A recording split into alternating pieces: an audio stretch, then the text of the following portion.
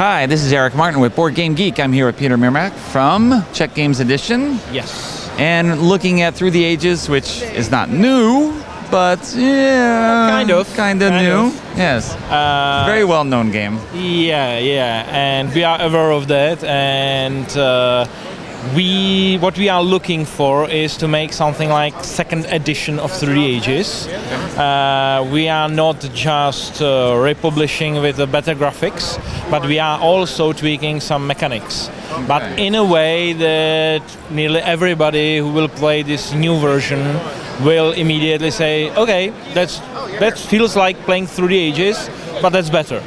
Okay. So, for example, we decided to change some mechanics, but only few of them. One of them, quite important change, is about corruption, because at the end of each round, at the end of your turn, you have or might have some corruption, but in the original version you had to make some calculation in your mind. Okay, I will produce that amount of food, then I will consume it, then I produce some resources, and then there could be corruption. So, and if you would like to play without corruption, you might need to make this calculation in your head maybe several times during the round to see if you now have corruption or not. Okay. In the new version, you just simply look at your board, and if you see that the space for corruption is covered with the token, you will not have corruption. If not, you will have corruption. So you immediately see and you know that you have to adapt or change the way how you play to use more resources or whatever. Okay. And the other aspect of the game which we are tweaking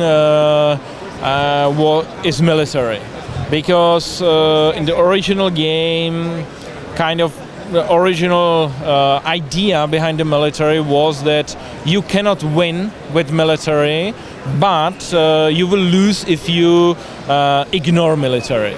But in the end, many games were just won by military, because some of the cards in military was kind of overpowered. That's one thing. The other thing that if you draw some cards, military cards, at the end of each round, then you might get more lucky or less lucky. For example, if you get good tactics or not. And we wanted to kind of reduce this luck. So, for example, for tactics, now in new version you have it only for yourself, just for one round, and then later they are put in the middle on the board, and at that board, perfect. Thank you very much.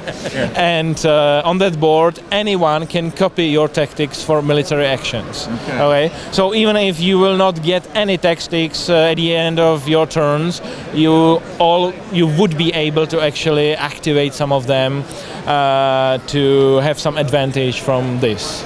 And we decided also that graphics needs completely be redone, because the older version, it was our very first game. We did not have any experience how to make board games, and we just found some illustrator to make some images. We didn't know how good he is or not, and so we did it as good as we were able to do at that time.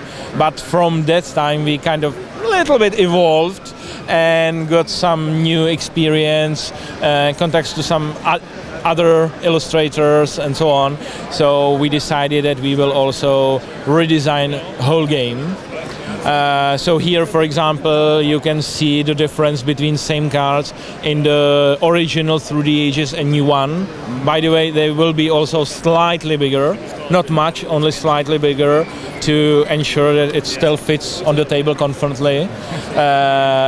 But it's significantly nicer, and every card now in the new version will have its own unique picture.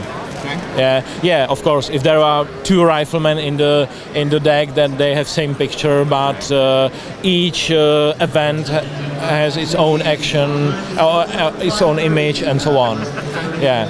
And so we wanted to enhance the graphics as much as possible.